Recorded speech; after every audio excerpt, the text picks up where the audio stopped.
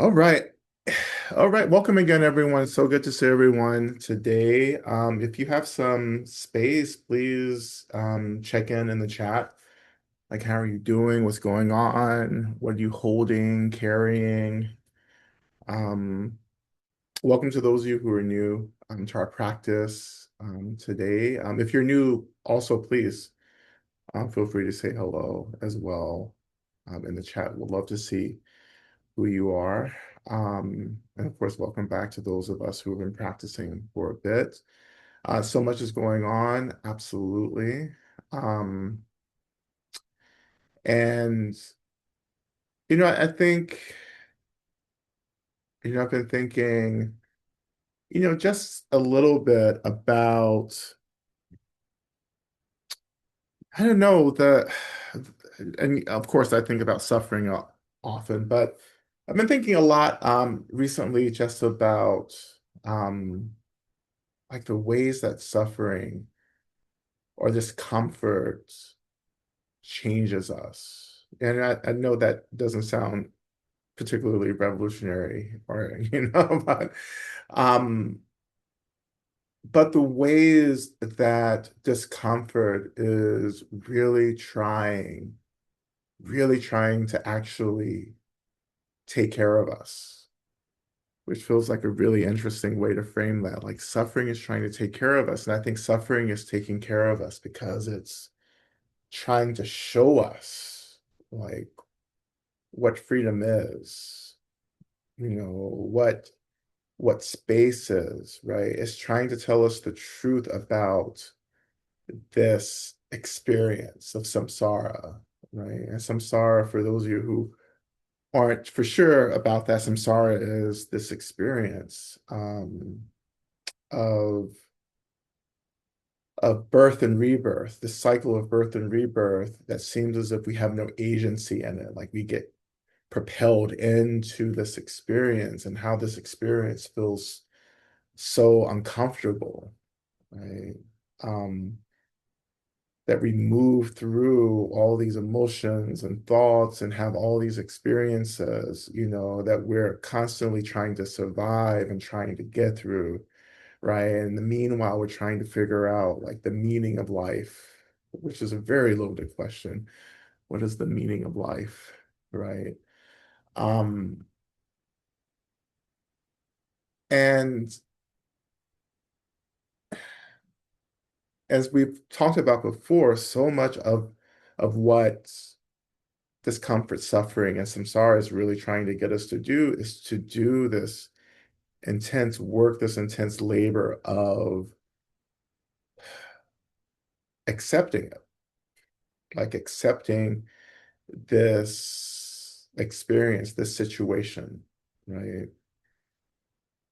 And it's not, and again, if we talked about this often in the past, right? Right. This acceptance isn't about being happy with things. It's not about um like settling for something, but this acceptance is it's about telling the truth, right? It's telling the truth that yeah, this is going down. Like this shit's fucked up, right?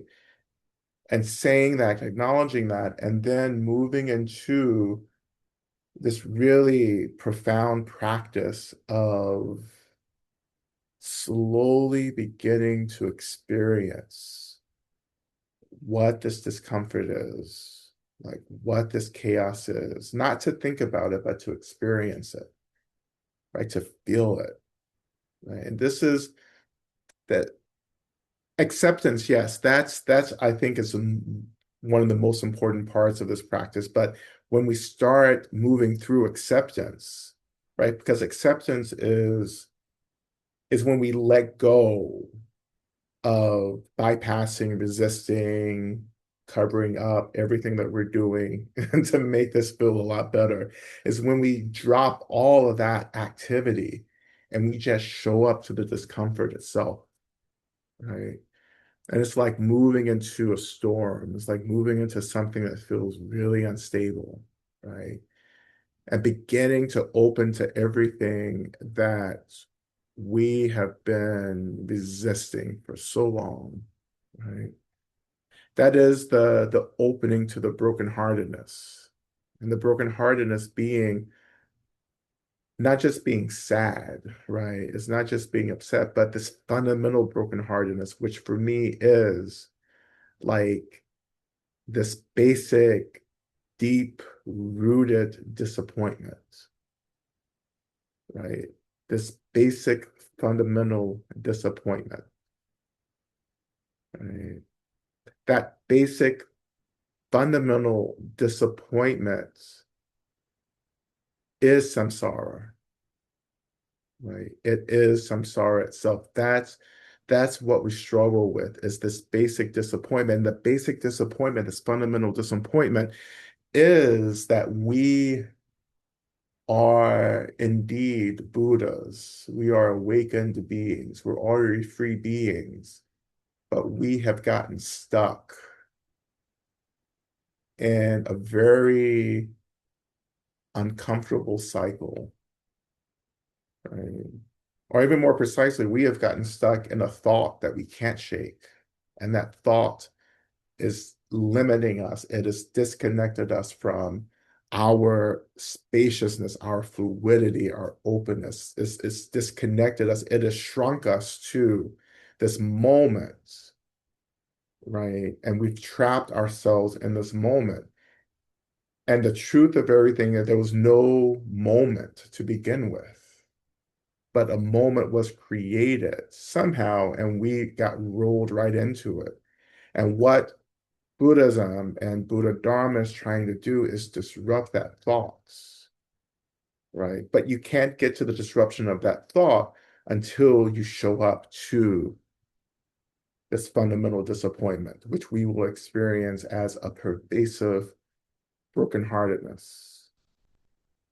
And what we're being asked to do is to just be present for that brokenheartedness, to feel that brokenheartedness, to let go really of all these hopes and fears about what's going to happen and when it's going to be over, right?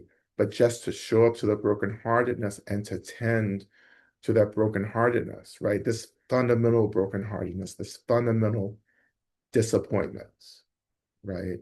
That I am free, but in this moment, I don't feel free. In this moment, everything feels real and carceral and dense and heavy. My body, my thoughts, my emotions, the systems, the institutions, the places we live, the circumstances that we're surviving, all this feels so real, right? And there's a tension that arises here as well. The tension is, yeah, right along, in relationship with this fundamental brokenheartedness. But this tension is that I am free, but I don't remember what that freedom was like. But I know that I was free. I know that I am free, but I don't remember what that is. And at the same time, it feels impossible to remember what that freedom is. And it feels impossible to remember what that freedom is because I have found myself developing an utter, intense belief in the realness of everything, right? That I am devoted to permanence and realness. And I have forgotten what impermanence feels like and what that is. And because I have forgotten, right, I am trapped, right? And I'm fighting to get out of this trap. I'm doing all this shit to try to get out of this trap, right? I'm trying to like sleep my way out of it. I'm trying to like fuck my way out of it. I'm trying to shut my way out of it. I'm trying to bypass my way out of it, right? I'm trying to like just erase my way out of it, but none of that is actually working. Actually, the more I do those things, the deeper this reality gets, the more I'm buying, into the realness of everything. So it's like sinking sand, right? Because it feels like the more I'm trying to get out of this, the more I'm sinking into this heavy, dense, hopeless experience, right?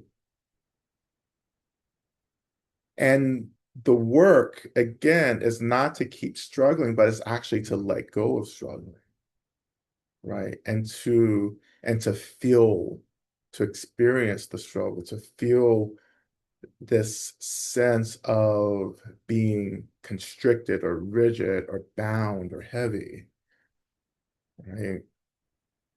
To let go, right? Because the more I'm trying to get out through these old methods, the more I'm sinking into this.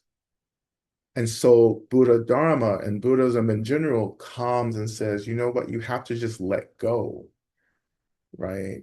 And get to the real truth, the real basic truth that everything that's happening is just an illusion, right? Everything arises from emptiness, right? And the more I'm struggling, right, the more I'm making emptiness into something that it's really not. Mhm. To surrender, to let go, and to begin to experience all the stuff that I'm just so irritated and frustrated by, including the I, this sense of me that is experiencing frustration, right? And rigidity, to feel it. And in feeling it, we start subtly and really profoundly letting go of all these unconscious ways that we're creating this reality, right? And the more we let go, the more we settle, the more we start arriving back to the truth. We start slowly remembering, right? And one of the things that we experience in this slow remembrance is the grief, right? Which is another expression of this fundamental heartbreak, the grief, right? That we feel like something is being lost, and it is our complacency, is our attachment, right? Is our investment in the realness of everything. Slowly we're letting that go, and that feels hard, right? It feels like when we start divesting from the realness of everything, it feels like we're losing an old friend, right? And honestly, we're losing a friend that was never kind to us to begin with, right? Can I get an amen? Because um, some of us really confuse, kindness with violence, right? But this is what happens when we start divesting from the realness of samsara through practice, right? Where we begin to feel like we're betraying this friend.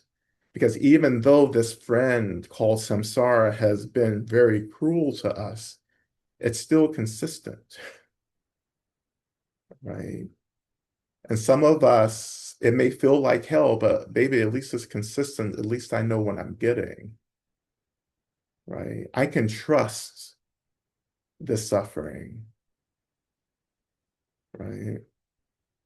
These are the things that we start confronting as we move deeper and deeper into our practice. We start confronting this fundamental experience that feels really confusing for a lot of us. Like, why am I grieving getting free? Why am I grieving getting clear? Why am I grieving letting go? Right? Because you're still trying to remember that there is something else besides this intense suffering, right? And as we are like letting go, right, of samsara, and we start opening, right, to what we really are, to this state of being, the state of space, emptiness, fluidity, the state of energy, like we're having to let go of everything we thought we were, right? To remember what we actually are, right? And I mention this because I just feel like some of us are moving into this territory. You're letting go of who you thought you were. You're letting go of this investment in samsara.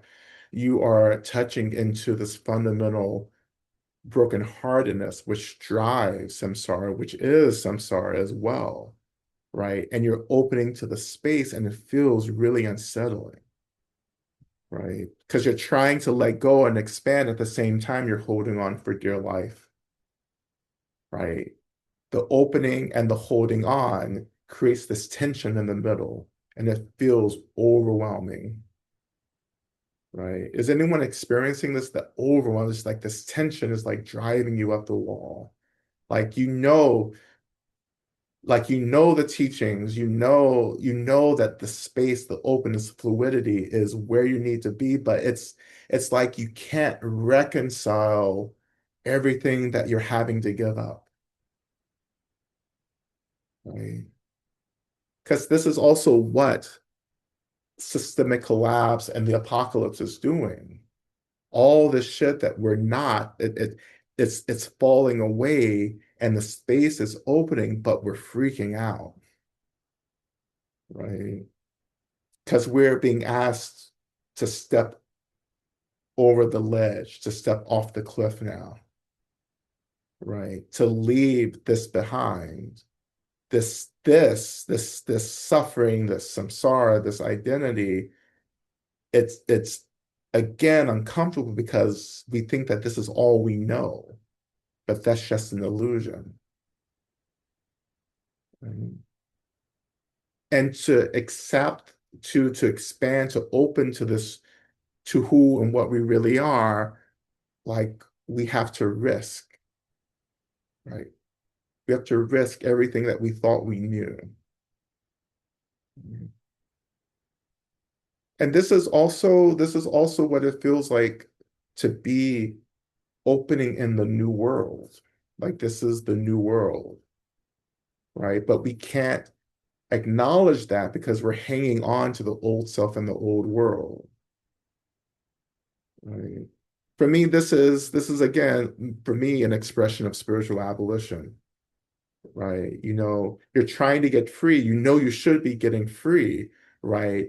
But the cost of that freedom means everything has to be abolished, even who I think I am. Like all of that has to be offered. All of that has to be offered back to emptiness. Mm. And I feel like yeah, so many of us aren't ready for this, right? Because when we talk about liberation and enlightenment and awakening in Buddhist literature, it's really not that precise, right? It's really the enlightenment literature doesn't really say shit at all, honestly.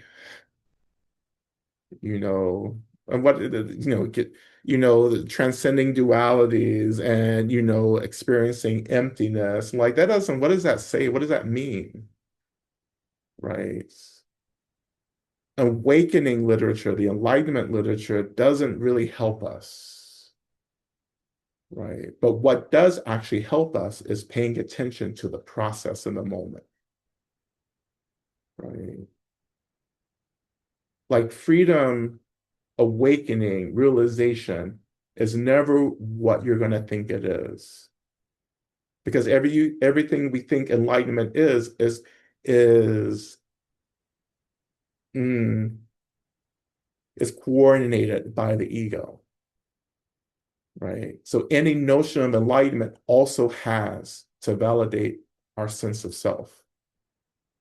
And what enlightenment is the complete abolition of self, right? And so we enter into this uncharted territory, right?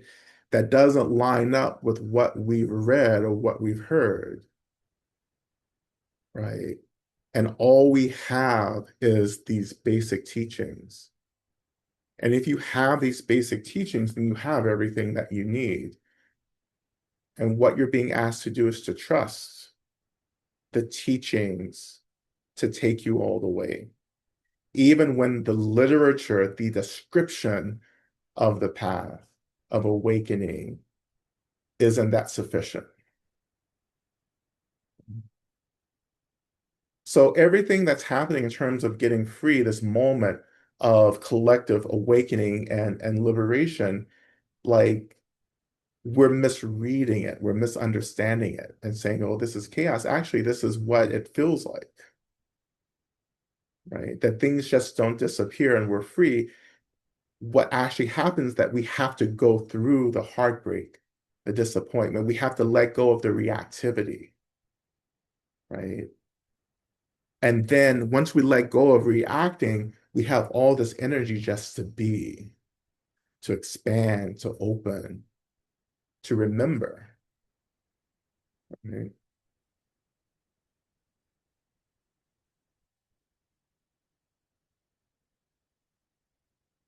And I think so many people are just kind of spinning, you know, spinning meaning that like we're kind of in this like replay of things, right? And we keep trying to get back to places and experiences, thoughts, memories, emotions that feel good, right? When in fact we're being asked to let go of all of that and to reinvest our energy and our work in opening to what we really are. And we're not thoughts, emotions, and feelings. We're not the good old days, like we're not, 10, 15 years ago when the world was beautiful. It's not the 90s anymore. Right? This is for the Gen Xers, right? Uh, you know, or whatever your generation was, and whatever the good old days were in your generations, wherever that decade was, for me, it's not the 90s anymore, right? I don't need the 90s anymore, because I have everything that I need, right? I have awareness. We have this moment. We have our intention. We have our practices, right? And we have this attitude that we can befriend, right? The sadness, the heartbreak. And it doesn't have to be such a big deal. That death doesn't have to be such a big deal anymore, right? Because it's all an illusion.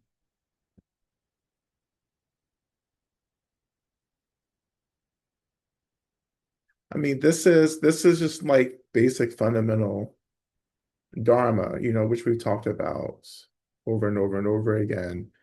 Um, but I think what's different now is that we're really in something and it's hard for us to get our bearings in this, you know. Um, like this is the heart of the apocalypse, the heart of the collapse, right? And it doesn't matter what's happening, the Dharma is always the same. It doesn't matter how hard it is, the Dharma will always ask us to say yes, to show up, to feel, to experience, to keep opening, to keep loving, to keep caring, right?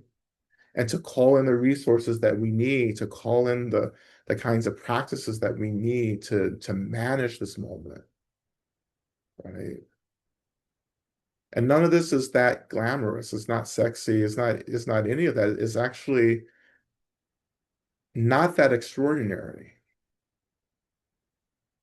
right? It just is, right? And you're not the only one experiencing this, you know?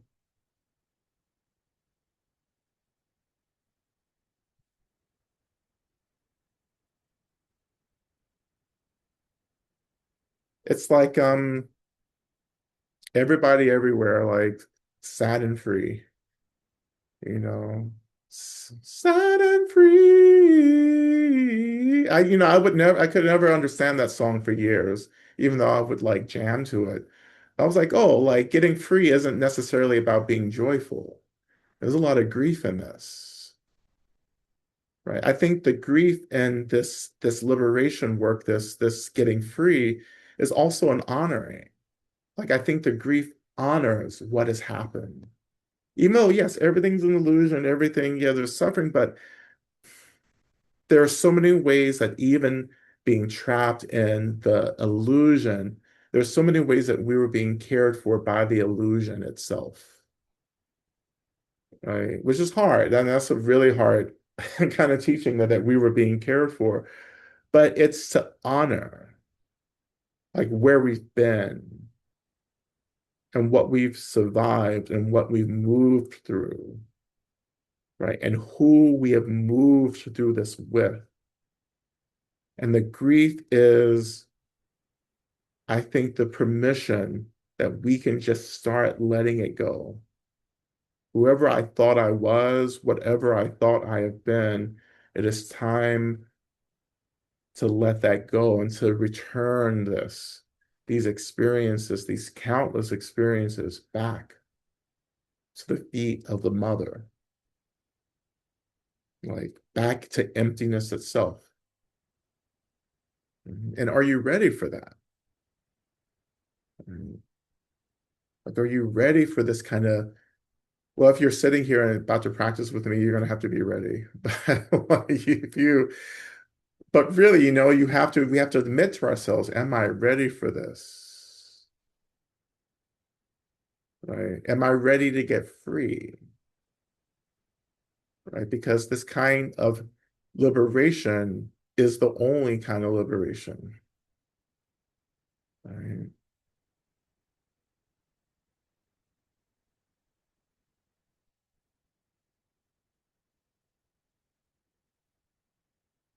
And we're tired, and we're like all of this, I'm just looking at the check-ins. It's like, yeah, it's exhausting, it's confusing, you know, the grief work that we're doing, um, like it's overwhelming, right? And it's okay, right? It's okay. Right? Death is okay. We're supposed to die, right? Sickness is okay. We're supposed to get sick, right? That's having a body. That's having the illusion of all of this. Yeah, all of this, there's a process here, right?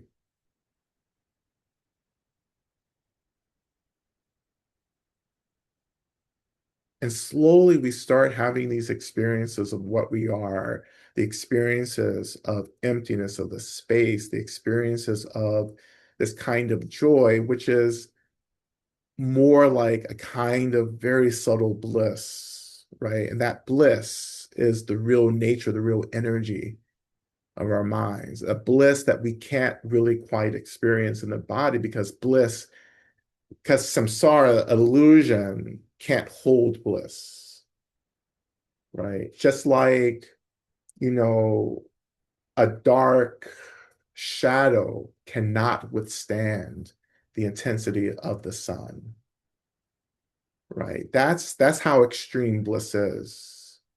We're just moving through the shadows, right? And we're moving through the shadows because we've somehow blocked or we've like not dimmed the intensity of the mind, but we've gotten away from the intensity of our minds, of the sun, the light of our minds, and we have found a shadow. We found ourselves in the shadow. And the more we remember what we are, the more we start opening to the light again. And that light begins to completely eviscerate the darkness of samsara, the darkness of delusion. Right? So bliss can't be held here, right? So the more we're awakening, remembering, the more samsara becomes dull and kind of placid and not that interesting, right? Less real, right? If that makes sense, right?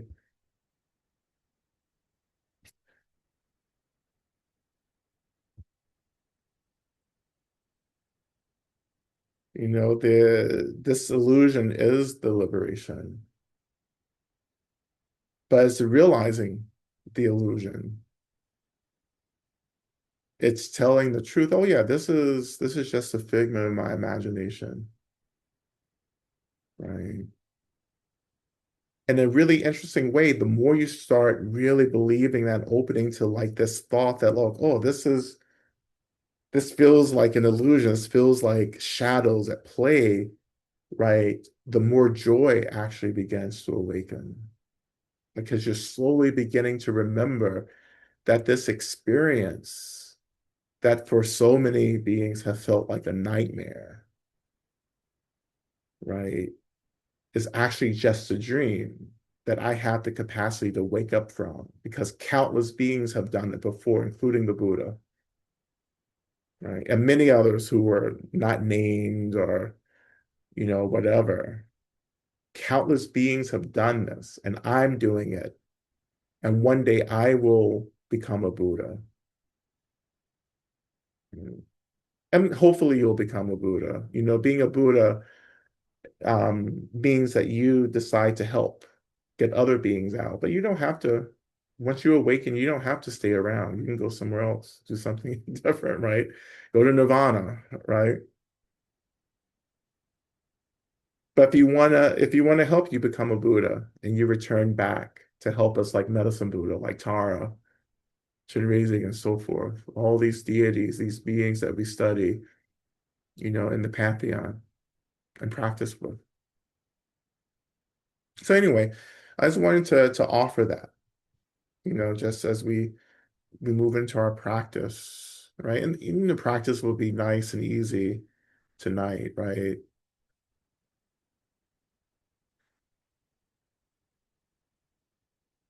But as we move into our practice, the challenge that I offer is what do you need to let go of?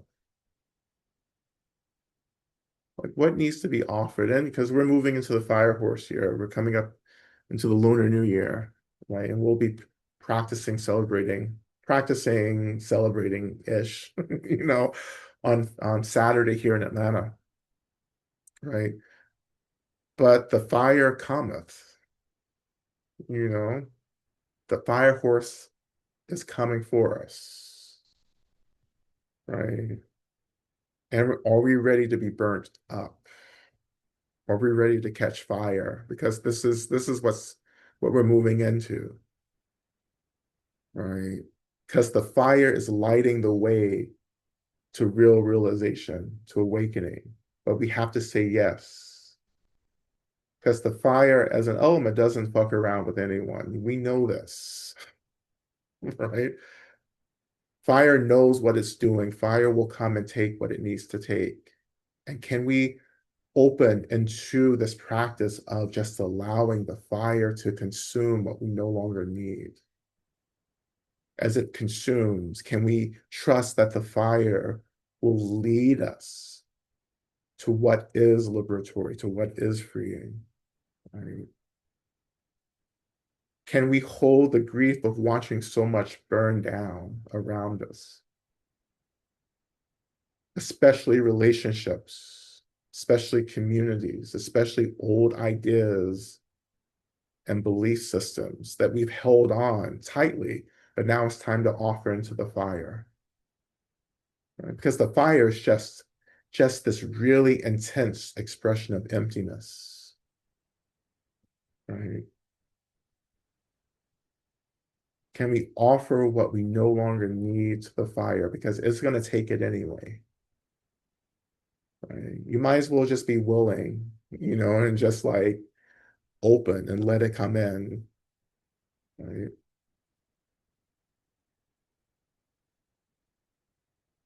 But as we move into this, particularly move into our practice tonight, what are you ready to offer to the fire? Right? What are you ready to let go of? Because I can't make you do anything. I can just sit here and do like my propaganda, you know, um, but Besides that, you have to say yes, you have to consent to something. Like my teachers didn't force me to do practice. They may have guilted me a little bit, they may have thrown like some threats of the hell realm into it. But I didn't do it because I was afraid. I do it because I knew that this is what I was. Don't ever do this shit because you're afraid, right? This isn't I don't want to seem shady, but this isn't like Christianity. Like this, like it's not Jesus or hell. Like let's get out of this binary, right? You do practice, you do the work of getting free because of love, not because of fear, right? I love myself enough to let go of suffering, right? Because love is much more sustainable than fear, right? Because over time, you're going to run out of things to be afraid of. But love is boundless, fluid, open. Love is. It just simply is. Love is. Love is a state of being. Fear is not a state of being. Love is.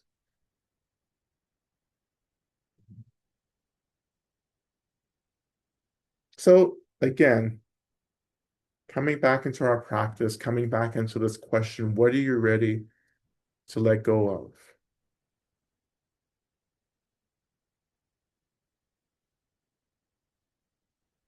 When you're ready, I invite you to find your seat, the weight of your body, the seat rising to hold you. And we touch and acknowledge the land. Right? We remember the lands that are holding us. Some of us are indigenous to the lands that are holding us. Some of us are new to the lands that are holding us. Either way, we greet the land. We remember the land as the mother.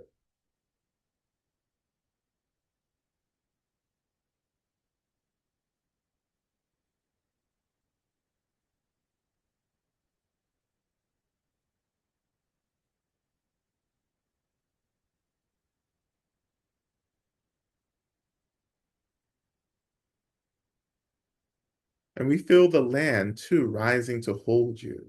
You feel the presence, the consciousness, this awakened consciousness of the land of earth.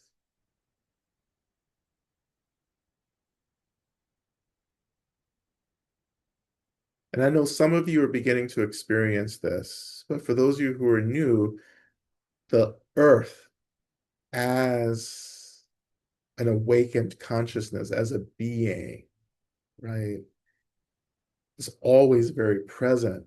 And we're learning, right, to be in relationship to that consciousness, to feel that consciousness,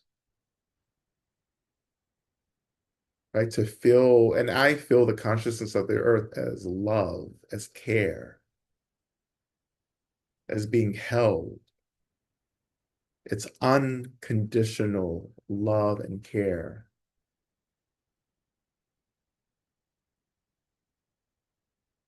And sometimes the ways in which trauma disrupts our imagination and prevents us from actually imagining what it can feel like to be held, cared for, loved unconditionally.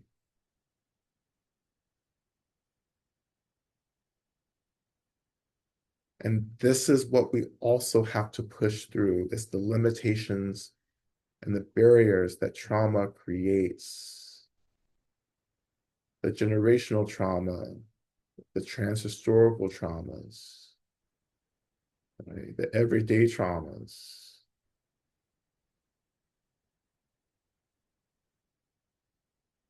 To even offer these experiences back to emptiness and to trust that love, deep, profound, unconditional care can even hold us, even within the experiences of trauma.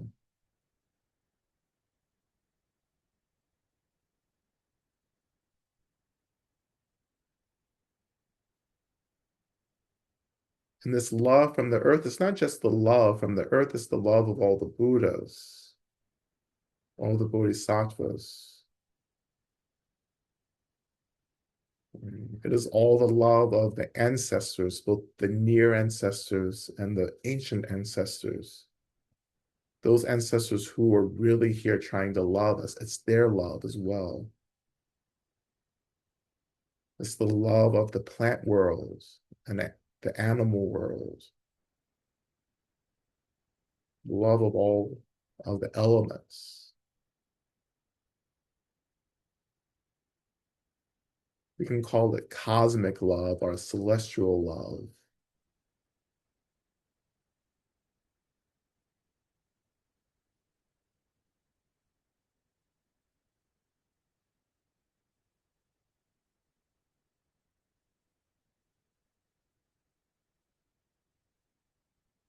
And eventually, I want the goal of our practice to just have this capacity to sit and to just open to being loved and cared for. No visualizations, no chanting, just a sitting and opening and a trusting.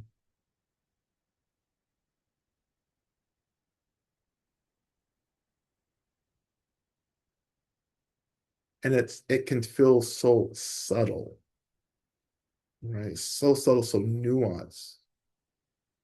Right? Emptiness is just a nuance that we're trying to tune into within this like cacophony of distractions.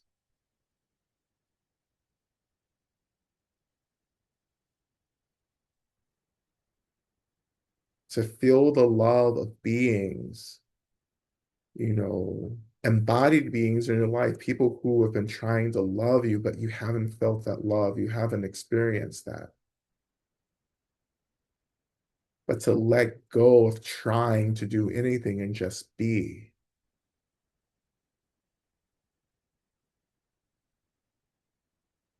Exploring that maybe this experience of care and love from others around us isn't necessarily what I think it is.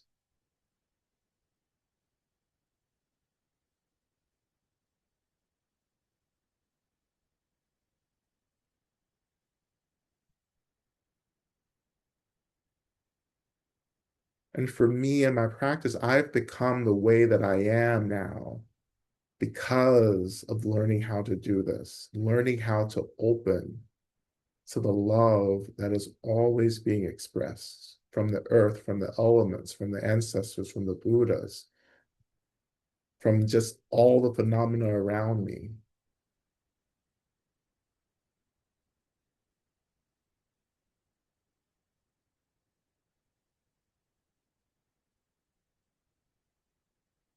And in this holding, we can allow the grief to surface, allowing the grief to have its place because we have so much support.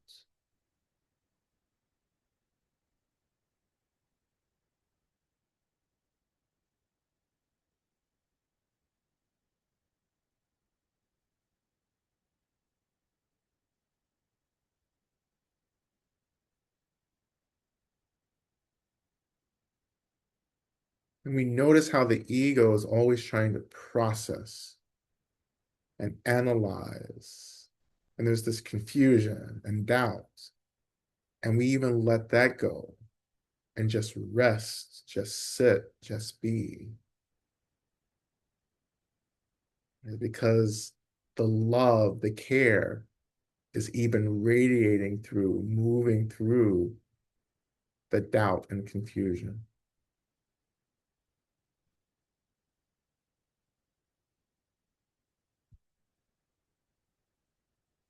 And what are you afraid of?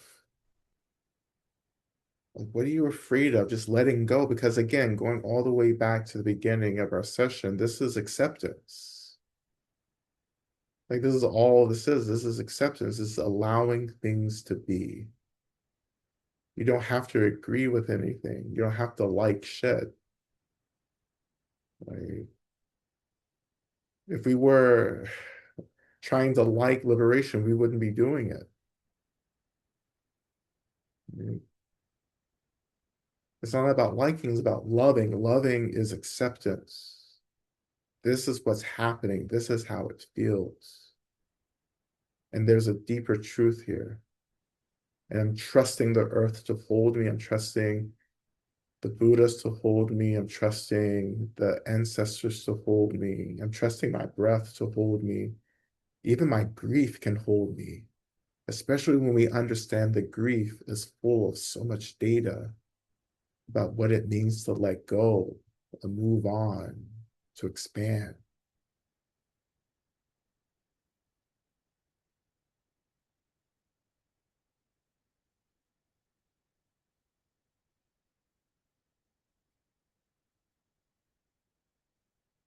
And we have to learn how to do this practice if we want to respond, to really reduce the violence and the suffering for ourselves and for others, to really be the change makers, the activists, the organizers, the healers that we really want to be. You have to learn how to sit with this brokenheartedness and let it be.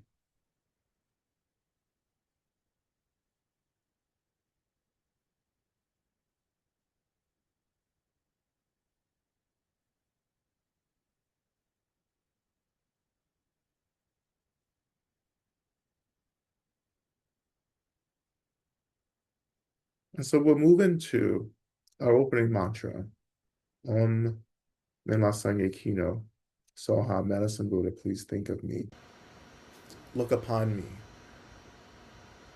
And this is a mantra of calling our resources, calling in what we need. So we're calling in Medicine Buddha being this expression of emptiness, how we shape emptiness into expressions that we can relate to, that guide us back to its nature, to its essence.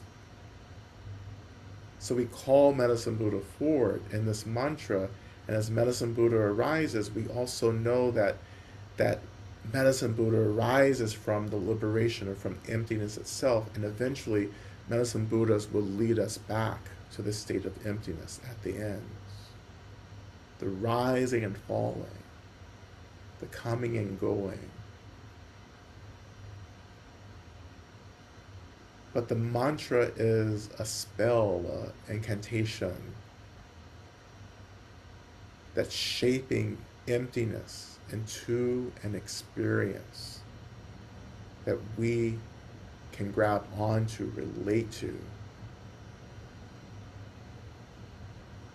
And that experience is the arising of Medicine Buddha. So we begin with Om, chanting the mantra 3 times and ending with Om. Okay? We begin.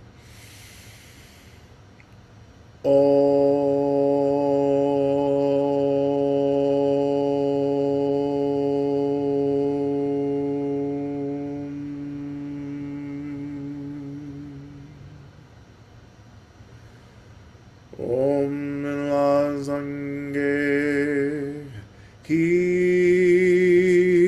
no so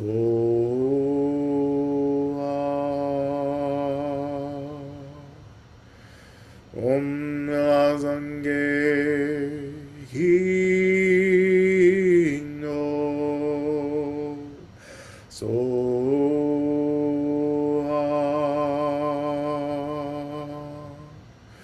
Om la zange hi no so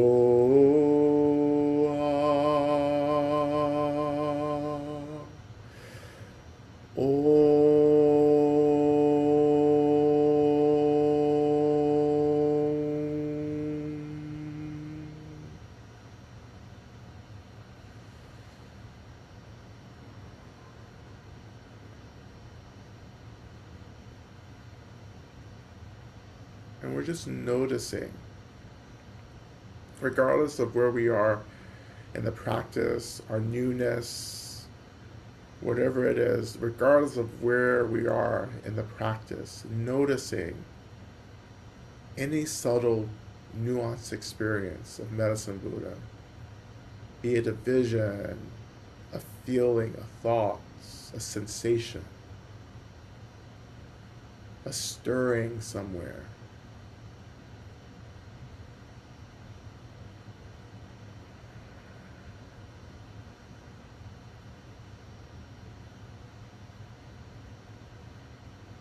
And whatever we notice, I invite you just to rest within that knowing, or rest within whatever that experience is. And let that experience do work for you. Let it take you where it needs to take you. Let it transform into what you need it to be. Let it become the medicine you need for our session. But let go of trying to do anything and just let this stirring, this arising of Medicine Buddha have its way. And just rest, just be, just open, just accept, just allow. You feel the earth, you feel the seeds, you feel the love and care. All the Buddhas and the Bodhisattvas are present. All the beings in the universe who love you are present with you. Just let yourself be in this moment in the body, on the seat, being blessed, held by this arising of Medicine Buddha, the great healer. We turn our attention to the main mantra, Jayata. On Bekenze, Maha Bekenze, Rasa Sumungate, Soha. Like this, I pray for the end of suffering and the root of suffering. And I pray that this mantra releases the energy of healing, not just throughout my experience, but into the world, into the lives, the bodies of all beings, both embodied and beyond the body, both in this realm and beyond. May all beings, all conscious beings, be freed by our practice, by our being. May we become the medicine that frees all beings. And we begin. O Teang Tam Begenze, Ma Begenze, Raza Sumungate Soha.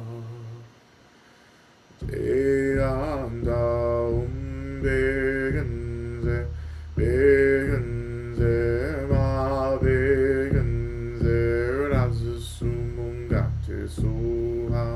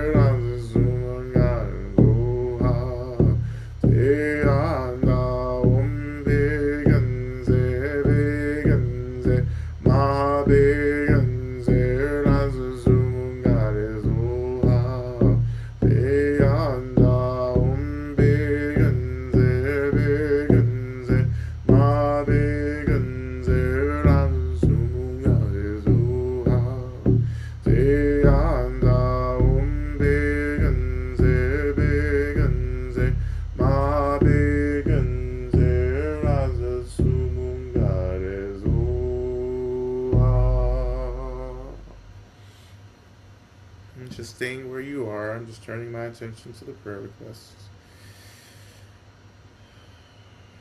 And we call into the space all the beings in the universe who can hold these prayers and to work on our behalf to bring about the fruition of these prayers. All the Buddhas, all the Bodhisattvas, the Dharma protectors, all beings of light, benevolent ancestors, all the guides and guardians of the elements, and so forth and so on. We call to you, we offer these prayers, and acknowledging again that we come with only the deepest intentions to be of benefit. Please show us also how to bring about the fruition of these prayers. And we offer prayers for the continued recovery from events between migraine and stroke. Memory is affected and also often confused. Prayers for G, whose grandfather passed last week. Prayers for clarity, favor, and courage as I step out in faith for the universe to meet me. Prayers that I'm able to find stability in my financial and housing situation soon. Prayers for A on a positive outcome at his job interview tomorrow. Prayers for Z to find her next step that grounds her while letting her take new risks. Prayers that I may accept what is and not what should be with my body, my community, and the world. Prayers for C, who continues to grieve and feel into her next steps. Prayers for the health, safety, and well-being of N&R. Prayers that I find momentum and balance in the work that I must do. May all beings be free. Prayers for Joy, Sully, and Addie for continued alignment of passion and purpose with financial abundance, embracing my divinity and intuition to know what needs to happen. Prayers for A, who will be undergoing surgery. May A have a smooth surgery and recovery. Prayers for J and K, both dealing with chronic illness and loneliness. Prayers for S and E, both dealing with financial issues. Prayers for me as I tend to ongoing grief. Prayers for continued stability, clarity, and strength in all aspects of my life. Prayers for justice and R, may they find peace, stability, and direction soon. Prayers for the health of my dearest friends, A, K, and A. Prayers that I'm able to hold my beloveds and myself in all these times. Prayers that all beings be safe, loved, and free. Prayers of celebration and gratitude for Wendy being in remission from ovarian cancer. Prayers for the people of Palestine, Iran, Sudan, and Congo, Ukraine, and anyone dealing with genocide, systemic violence, and oppression. Prayers for balance and sustainability during this transition. Prayers that I can patiently be waiting for grad school decisions and remain hopeful. Prayers that I recover from my nervous breakdown and major depression and find joy in life again, strength to stand strong in the face of suicidality and addiction. Prayers for aligned work to sustain me through chaplaincy school. Prayers for my ever deeper connection with the original peoples of the land where I live and with the land herself. Prayers for clarity and rest. Prayers that my broken heart finds new purpose. Prayers that I be protected and guided as I look for both new work and new home. Prayers that I can stay loyal to my fluid state. Prayers that I can be kind to pain, anger, and fear. All those feeling and being terrorized by ICE, those being unjustly detained, and those making money off of detention camps and ICE salaries. Prayers for Kate, who is experiencing a bone fracture due to advanced cancer and will begin palliative care. Prayers for CW and and prayers for the swift healing from my wrist, hand, and arm injury, and that I can let go of the fear and anger surrounding it. May I have healthy, sober, and loving connections and continued healing from trauma. Prayers for E as she continues with cancer treatment. May she be well and may her health be restored fully. Prayers that my mother has some relief and knows that she is loved and cared for. Prayers for her healing. Prayers for Nikki as they can prepare to take a brave leap tomorrow. May they be the medicine. Prayers for a stable routine with a deep connection to Pachamama and all the elements so that I may continue to walk the path with fortitude and compassion for myself and for all beings. Prayers that I remember to ask for help from the unseen beings and forces. Prayers for my 50 colleagues who lost their jobs today. Prayers for connection in our nervous systems, navigating activating times. May togetherness bring us strength and momentum. Prayers for Megan, may she find healing for a painful and long-term mysterious illness. Prayers for all those who are vulnerable to state brutality. May our communities rise up to support them. Prayers for myself so that I may be present, awake, and compassionate, that I can be helpful. May all awaken as swiftly as possible. Prayers for Himuro to come back to and stay grounded in this reality. Prayers of healing for all beings who have died in traumatic circumstances. May I let go. Prayers that I and all beings have what we need to let go of the facts, the fictions, and the articulations of suffering. May my little sangha continue to exist, flourish, and support its members and our community. Prayers for Lika Cordia, a Palestinian student in ICE detention for a year, now seriously ill, and ICE has disappeared her. No one can find out where she is. Prayers for her, her family, and all of us. Continued prayers for Ricky Joyner, who's doing very poorly with his illness. Prayers that we become the medicine. May we never give up until every being is free. Prayers that I can be stable in my life and practice to be of meaningful help to those who depend on me. Prayers that I can stay in contact with my homecoming circle and feel truly connected and supported. May I be able to notice the seduction of comfort and let it go. Prayers of healing and love over hate for the entire world. Ashe. Prayers for truth now and later when it is time for reconciliation. And we continue to offer prayers for all beings trapped in systems, carceral systems, the systems of violence, brutality. May they be freed. We continue to pray for the complete abolition of all these systems as well, and that we may remember as quickly as possible who and what we are. I offer up all the prayers that still remain unarticulated, all the prayers that we don't even know how to pray for. I offer those as well. And may we one day, with the help of all the Buddhas, Bodhisattvas, all the beings in the universe who love us, may we return back to our true state of being as quickly as possible. May we remember our Buddhahood and our Buddha nature now. May it be so. And returning back just to our mantra, just for a few moments. And again, just being, right? Trusting that these prayers have been offered and that energy and causes and conditions are being impacted to bring about the fruition of these prayers that is most needed. And we continue. Ot eanda begenze begenze ma begenze rasumunga te soha te ana begenze begenze ma begenze rasumunga te soha te ana begenze begenze ma begenze rasumunga te soha te ana begenze begenze ma begenze rasumunga te soha te ana begenze begenze ma begenze rasumunga te soha te ana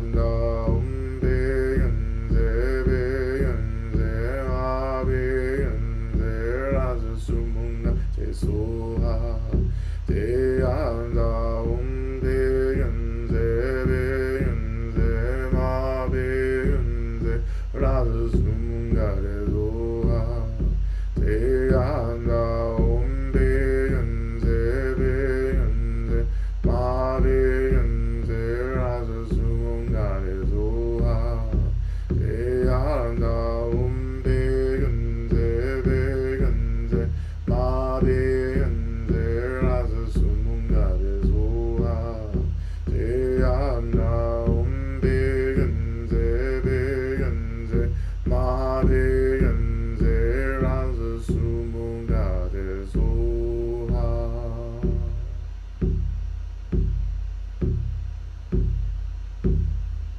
And so we just began this transition into once again calling into our practice this profound, fierce love of the Mother Durga, Durgama, the great, fierce expression of the Mother. And we call her as a healer, and we call her as a protector.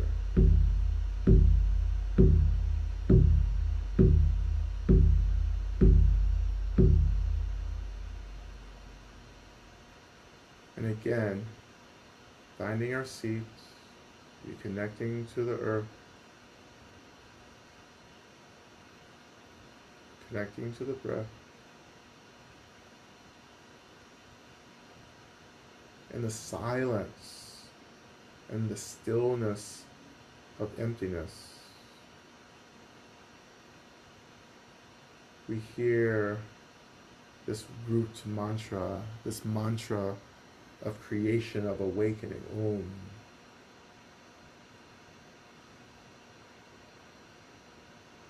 A mantra or a syllable or a seed syllable that we chant often. But feeling the energy of Om, the creation, the beginning, the awakening.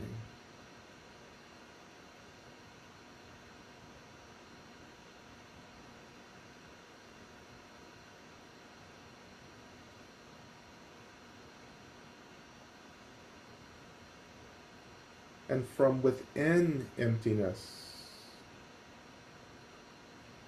we experience, or we feel, or we see, or imagine this flame, like a candle flame, just awakening in our minds.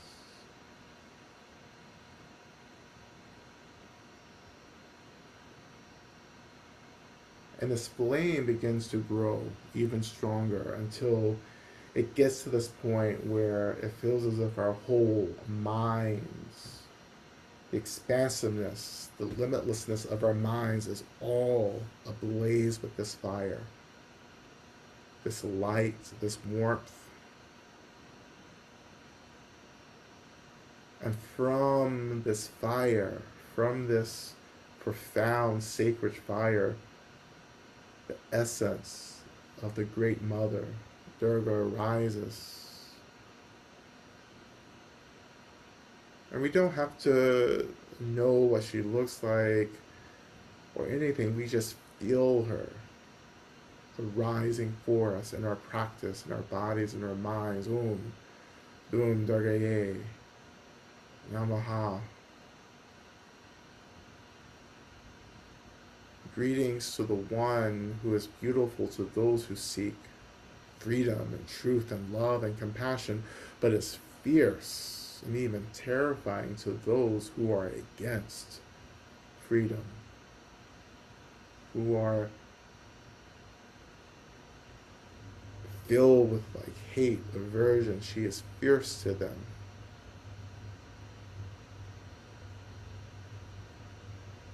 She who gets us free through her fierce compassion. May her loving, fierce, sacred flame and fire surround us now. Feeling this wall of fire, energy around us, protecting us, holding us, illuminating the darkness around us.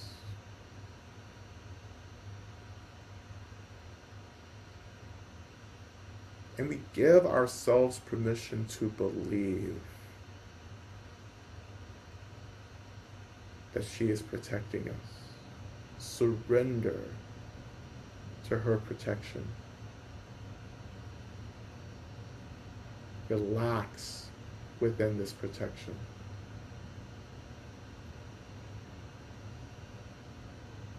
And as we open, relax, and rest, we turn our attention again to our sacred mantra, Om Drum Durgaye Namaha. Beginning with Om, and then we'll chant the mantra for a few repetitions. And we begin. Om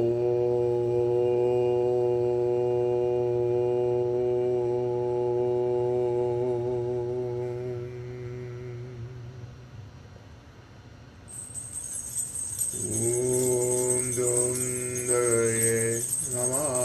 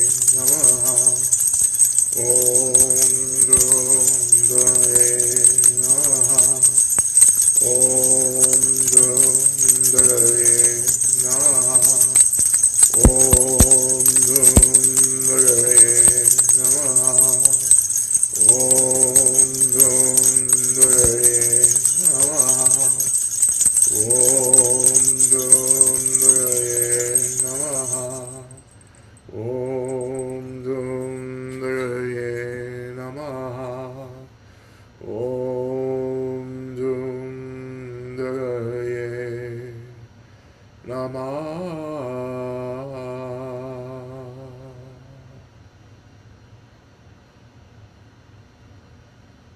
And you are surrounded by the protection and the blessings of Dharma and all of the mothers, as well as all the Buddhas and the Bodhisattvas and all deities who are on the side of love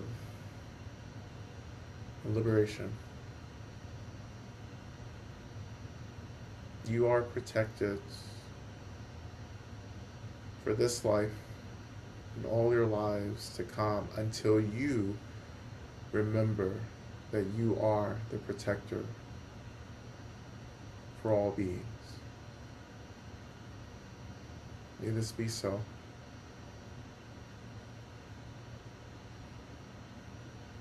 And when you're ready, returning back to the seat, the weight of your body, the earth under you.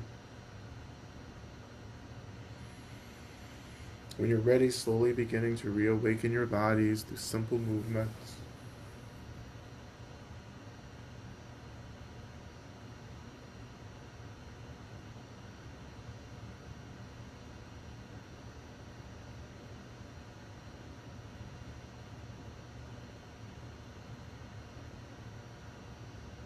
And we then turn our attention to Shantideva's prayer, which we will recite to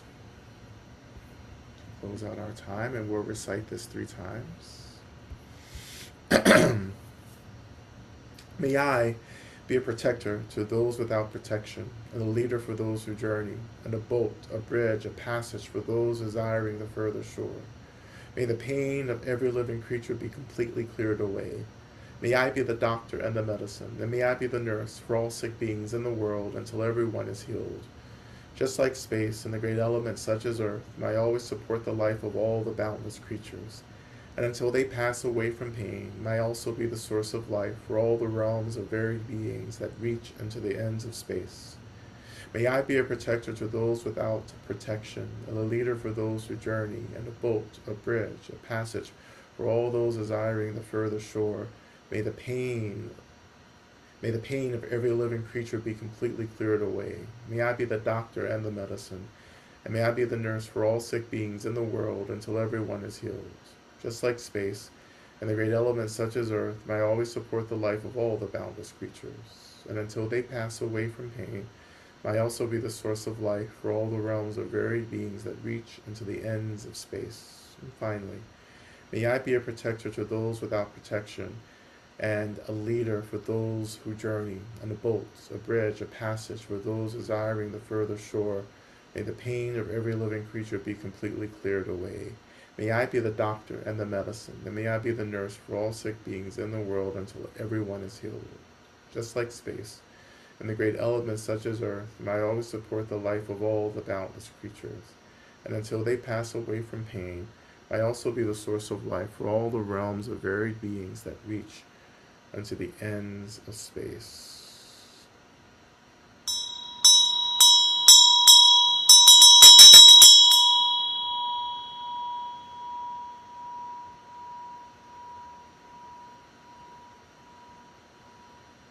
Right.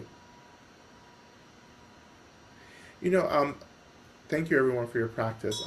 Again, we'll just set aside a couple of minutes for maybe 2 questions if you want to put those in the chat or ask those directly. And as those questions are coming up, as always, I'd love to hear from people who've not spoken or asked a question as well. Um, yeah, I think that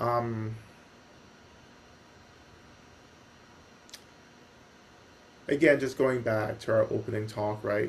It's really we have to really struggle to really believe and not necessarily understand, but like really believe that there's more than this moment, that there's more than just our bodies and our identities and and systemic collapse and war and genocide and hunger and desire.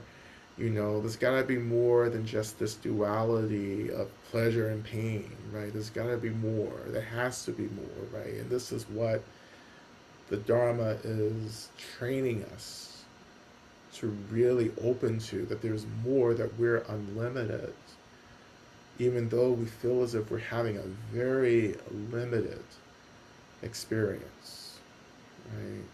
And to hold this view while at the same time being in relationship to this phenomena of samsara or reality, right? That at no point are we being asked to bypass, to erase, or anything.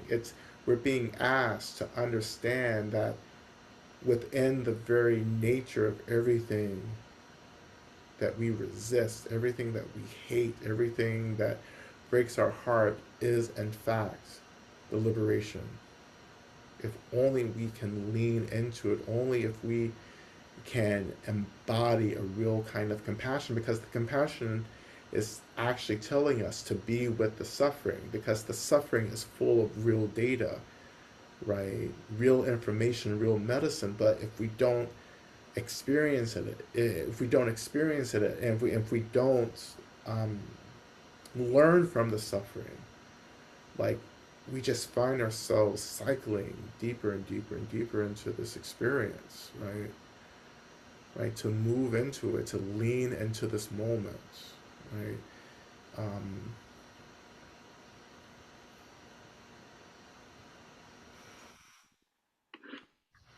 Well, Lama Rod, as always, if there are more questions, please feel free to add them in the chat or feel free to come on screen. But I also do have everybody pulled up, so we can okay, have a dance party too, if that's the vibe. what's that now? So I have everybody pulled up, sad and free. If Oh we yeah, yeah, we'll do, we're yeah, feeling we'll that do vibe that. for a dance vibe as well. Yeah, we'll do that too. Yeah, we're gonna do that at the end. Yeah, yeah. If there's, I don't want to prolong the moment, but um, But I just want to say thank you for your practice, and thank you for those of you who are new. I know this is like a very particular thing that you're getting into, and I know what it's like to, well, I know what it's like to be a beginning practitioner and joining, these traditional. Well, this isn't traditional, but like when you, join practice.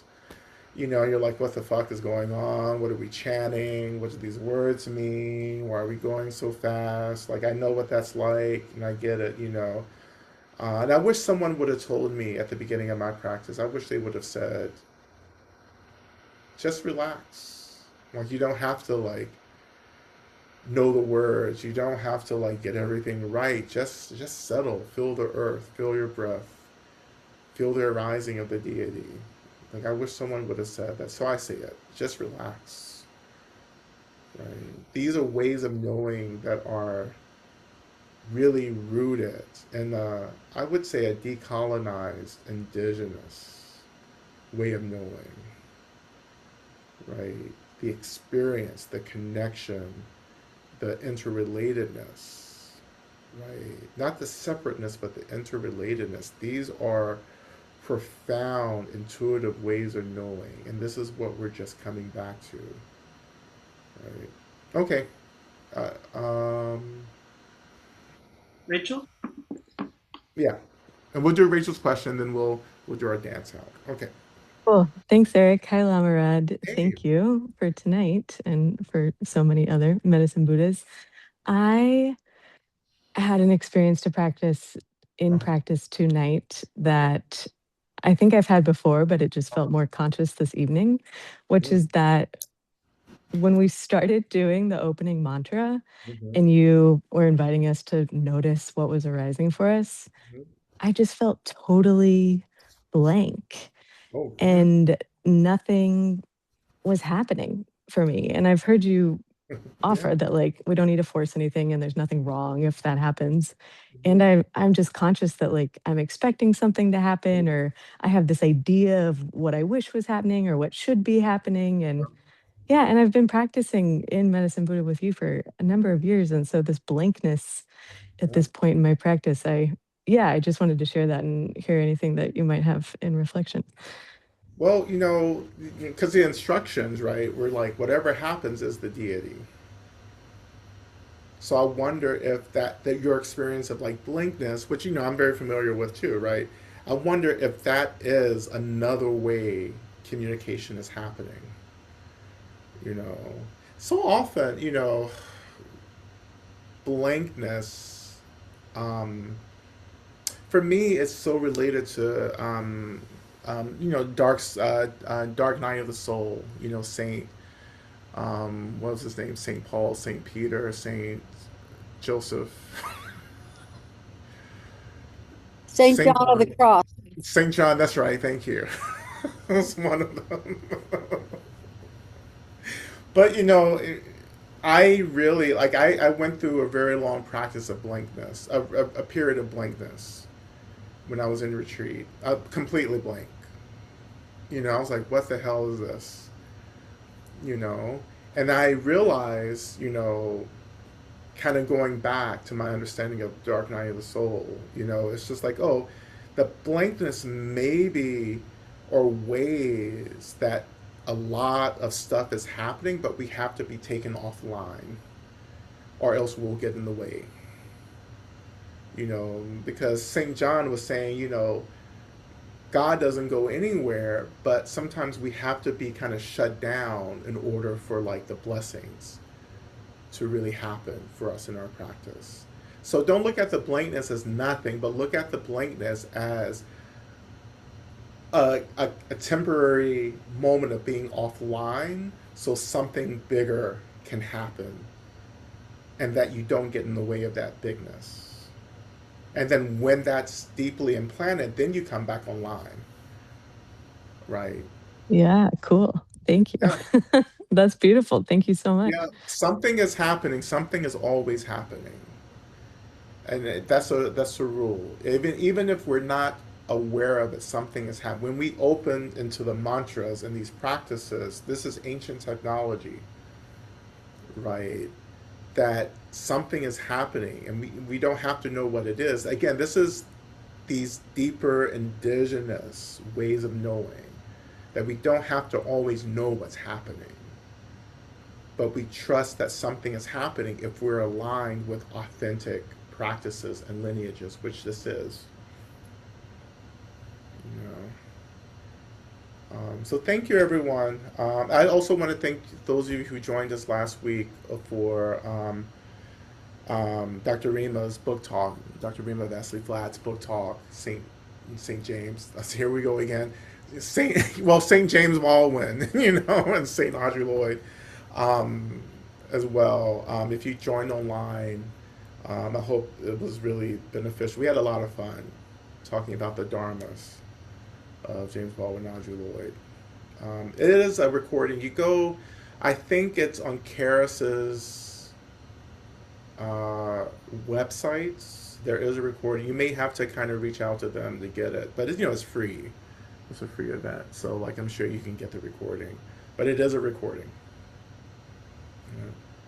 All right, thank you. So Okay, just before you go, I thought everything you said today, I had a day of fear a couple days ago, and you helped me flip all that so that it was like, oh, that was the illusion, and I don't have to buy into it. Yeah, it's real, but it is not my Buddha nature real. It's Carolyn who experienced life on yeah, samsara. Or so thank you. It really, I don't know, just sort of helped me flip. yeah. It's easy to be afraid right now, given like the violence from the government. When I say the government, I'm talking about the United States and Donald Trump. I know you're all in different countries. So when I'm talking about systemic collapse, I'm just really talking about the collapse of the American empire. You know, um, which will happen other places, by the way. Friends, in the UK and other places. This is coming for you. This is a wave. Like, don't sit around and say, oh, poor America. You need to be preparing and learning how to get ready where you're at. You know, but yeah, the fear is this is the primary tactic of fascist governments. You're gonna like terrify people, and you have to say no. Like, you can't let the fear overwhelm you, right? You have to hold the fear, be in relationship with the fear, everything that we've been saying, right? But there's a clarity in fear, right? If we can just let go of the reactivity and remember the care, the compassion that we have for ourselves and for others around us, you know? All right, that's it. It's a little light teaching.